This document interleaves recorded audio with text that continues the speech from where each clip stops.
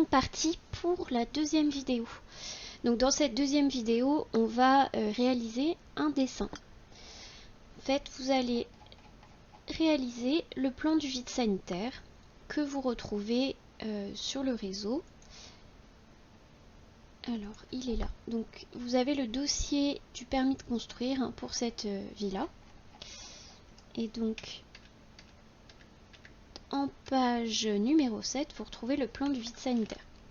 Donc, c'est à partir de ce plan et des coordonnées dont vous disposez que vous allez pouvoir dessiner. Donc là, moi, je vous invite à utiliser le double écran. Ici, je ne vais pas pouvoir le faire correctement. Donc, pour bien suivre ce que je raconte, vous allez utiliser le double écran. Je retourne sur le fichier de consignes qui accompagne votre document. En fait, alors c'est un dessin, ceux qui ont l'habitude d'utiliser AutoCAD, ils ne le feront pas comme ça, mais l'objectif ici, c'est pas d'être le plus efficace possible, c'est plutôt de vous présenter toutes les fonctionnalités de dessin. Donc on va réaliser ce contour dans un premier temps. Le point A, le point B, le point C, le point D, E, F, G. Ce contour qu'on viendra décaler par la suite vers l'intérieur. Donc si vous suivez cette vidéo, en vous appliquant à utiliser les outils de dessin que je propose, vous n'allez pas vous tromper. Par contre, effectivement, c'est pas forcément la meilleure façon de dessiner. Mais c'est pas l'objectif en fait. L'objectif c'est de vous présenter un maximum de fonctions. Comme ça, si un jour vous en avez besoin, vous retournez sur la vidéo. Donc on va commencer par créer un nouveau dessin. Donc vous allez sur AutoCAD. On va faire début, nouveau. On choisit bien le gabarit Acadisio.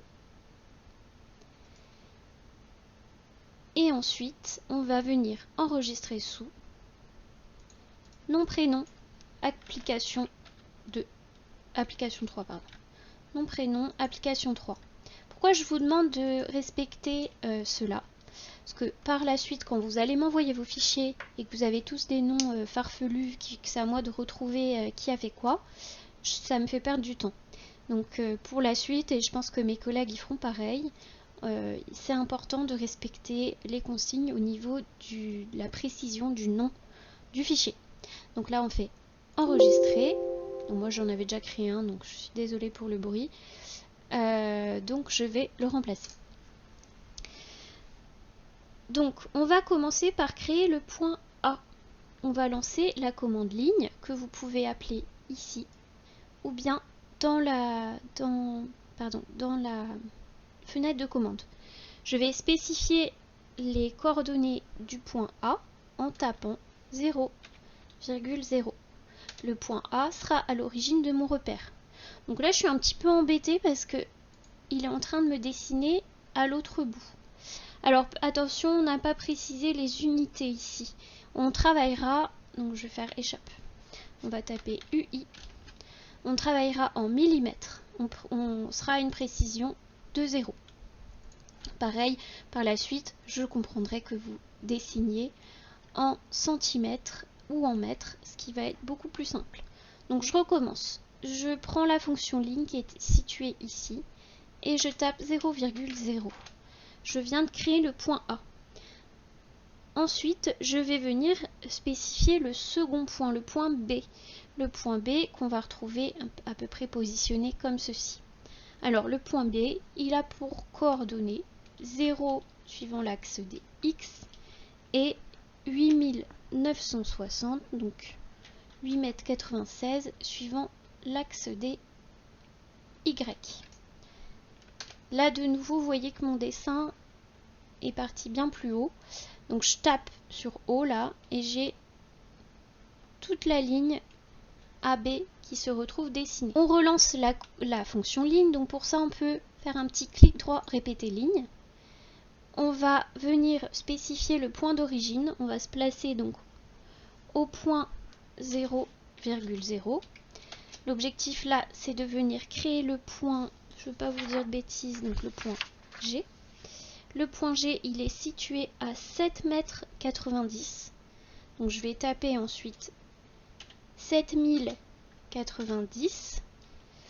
pardon, 7 mètres 9, donc 7090. Et il aura pour ordonnée 0. Donc là, j'ai le point G qui est dessiné. On tape sur Entrée pour clore la commande. On va maintenant créer la ligne BC. Donc la ligne BC, si je regarde le petit modèle qu'on est en train d'appliquer ensemble, c'est une ligne qui est inclinée.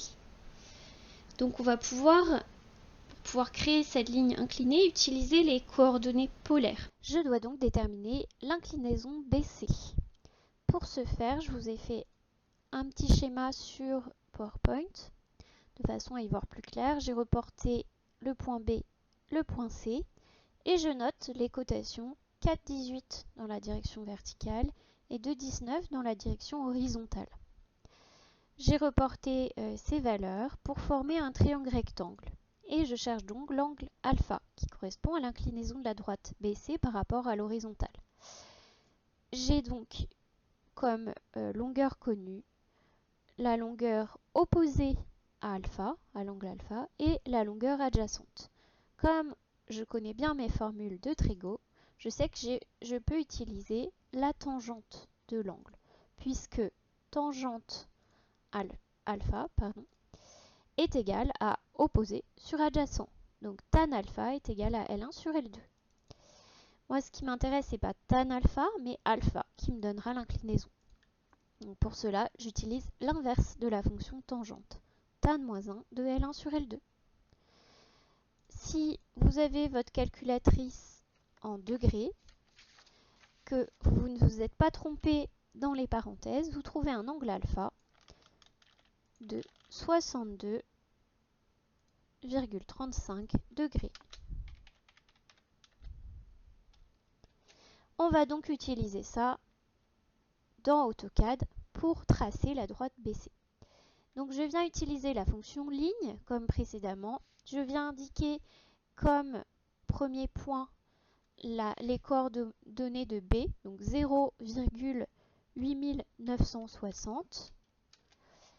Et ensuite, je vais utiliser la fonction polaire. Donc là, vous voyez que vous avez une longueur et un angle qui s'affiche. Pour déterminer la longueur, il faut que je détermine la longueur de l'hypoténuse.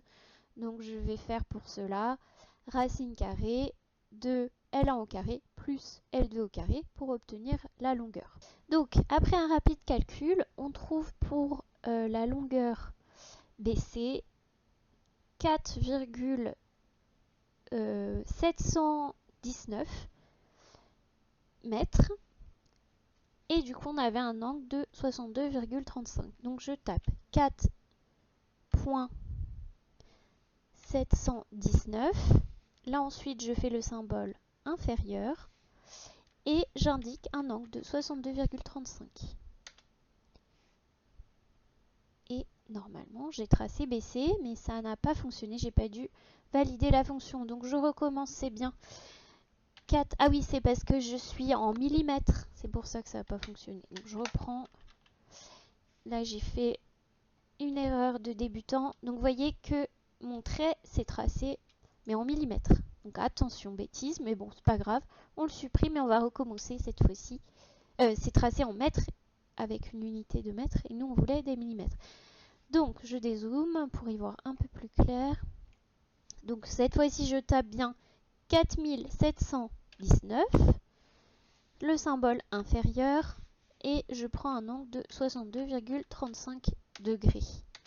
Et là j'ai bien tracé correctement BC.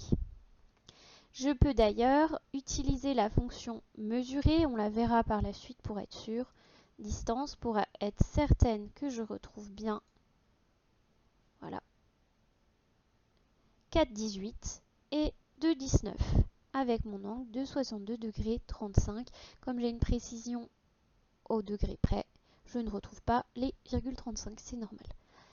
Ça on peut le modifier en tapant UI. Si vous voulez vous assurer au niveau de l'angle que c'est bien correct, vous rajoutez une précision de 2 chiffres et vous réutilisez la fonction mesure. Vous cliquez sur B, vous cliquez sur C et vous obtenez bien votre angle de 62,35 2,19 et 4,18. Donc, vous voyez que vous avez dessiné correctement ce segment incliné. Donc là, ceux qui ont l'habitude d'utiliser AutoCAD, ils vont se dire qu'on peut faire beaucoup plus simple, mais ce n'est pas grave. L'idée, c'est de connaître un petit peu toutes les fonctions. On va maintenant utiliser les fonctions de coordonnées relatives. Donc je vais revenir au niveau du point G. Donc je vais créer une ligne. Je vais créer en fait la ligne FG. Donc la ligne FG, on voit que c'est une droite qui est verticale. Donc je me remets au niveau du point G. Le point G, il avait pour coordonnées 7090 et pour ordonnée 0. Et ici, pour éviter de retaper 7090, je vais venir indiquer une coordonnée absolue. Donc je vais taper sur arrobase 0,3200. La fonctionnalité arrobase va en fait permettre d'exprimer la coordonnée relative de f par rapport au point G. Voilà. Et on revalide pour clore la commande. Donc là, je viens de tracer le segment GF. On va maintenant utiliser le mode ortho. Donc on va supprimer cette ligne et utiliser le mode ortho qui est ici. Donc vous notez bien dans la barre d'état le mode ortho qui est ici. Vous pouvez l'obtenir en faisant F8 aussi, ça fonctionne. Donc je me replace de nouveau au niveau du point G en utilisant la fonction ligne.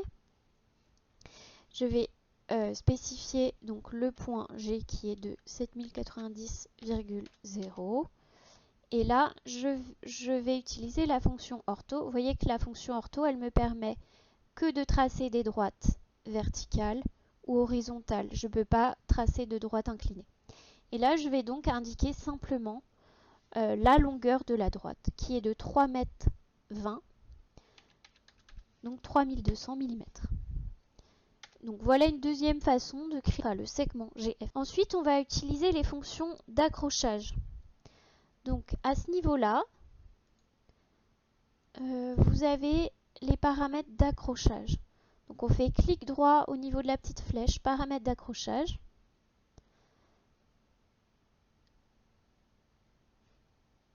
Tac.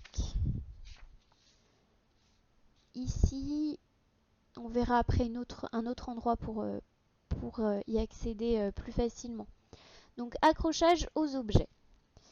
On va compléter comme je le présente ici, donc accrochage aux extrémités, accrochage milieu, on ne va pas s'accrocher au centre, accrochage à l'intersection et extension. Ok. Quand je fais ligne et que je cherche un point sur mon dessin, j'ai un petit symbole qui s'affiche. Là, vous voyez, j'ai un petit rectangle. Ça signifie que je suis à l'extrémité de ce segment. De même, vous pouvez placer votre curseur le long de la droite que vous venez de tracer, le long du segment que vous voulez tracer, et vous pouvez trouver le milieu pour tracer une ligne à l'axe. On va utiliser la fonction d'accrochage extrémité. On va tracer la ligne horizontale CD. Donc je prends la fonction ligne, je m'approche de l'extrémité, et cette ligne, alors je l'ai calculée pour vous, elle fait 10,63 m. Donc je suis toujours en coordonnées en mode ortho, pardon. Donc je vais pouvoir taper 10,630. 10,63 m. Et j'ai ainsi tracé le point D. Ensuite, on va utiliser la fonction d'accrochage par intersection. On va également utiliser la fonction cercle. En fait, si je reprends ici le dessin, je vais venir tracer un cercle de diamètre de rayon DE et un cercle de rayon FE pour trouver par construction le point E. Allez, c'est parti du coup. Donc je prends la fonction cercle, hop, début cercle, je viens repérer l'extrémité de ma droite, je viens indiquer le rayon qui vaut 9,94 m, donc 9940.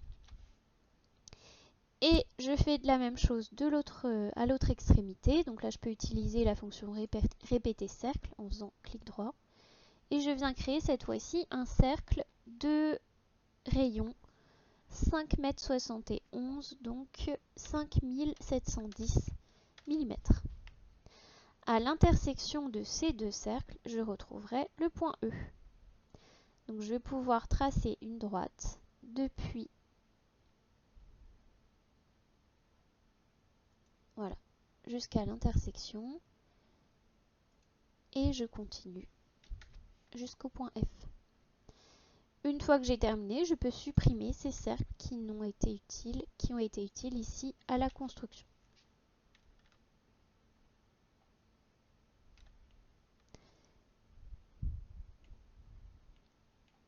Donc voilà, on a créé le contour. On va maintenant apprendre à utiliser la fonction sélectionner. Il y a plusieurs possibilités. Vous pouvez faire une sélection de gauche à droite. Et là, vous observez que seuls les éléments entièrement compris à l'intérieur de la fenêtre sont sélectionnés. Donc par exemple, là, je sélectionne uniquement ces deux droites.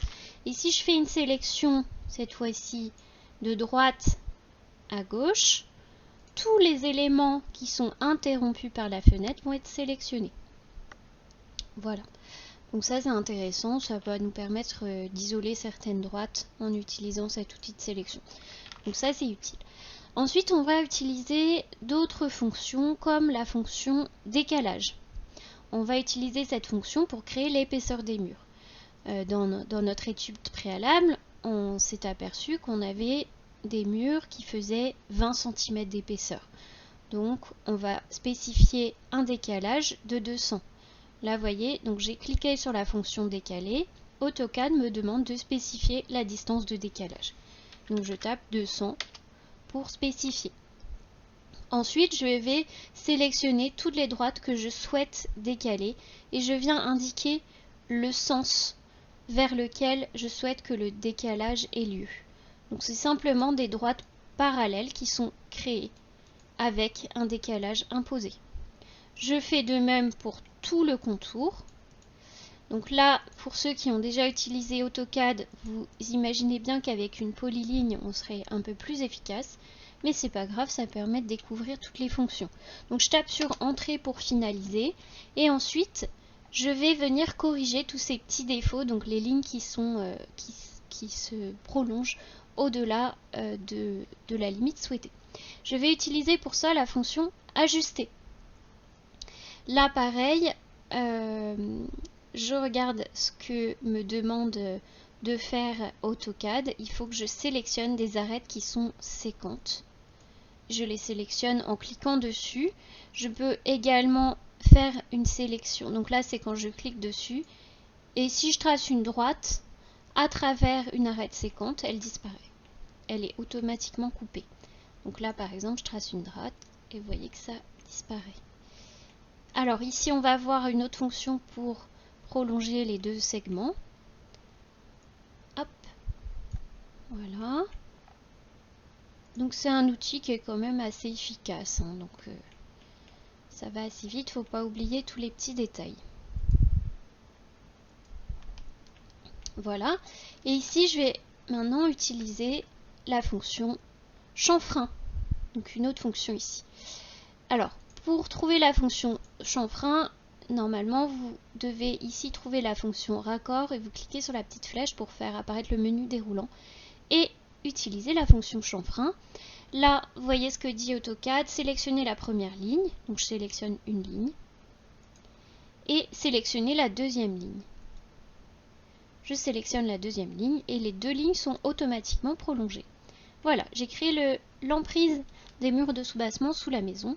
Je vais venir maintenant créer l'emprise du garage.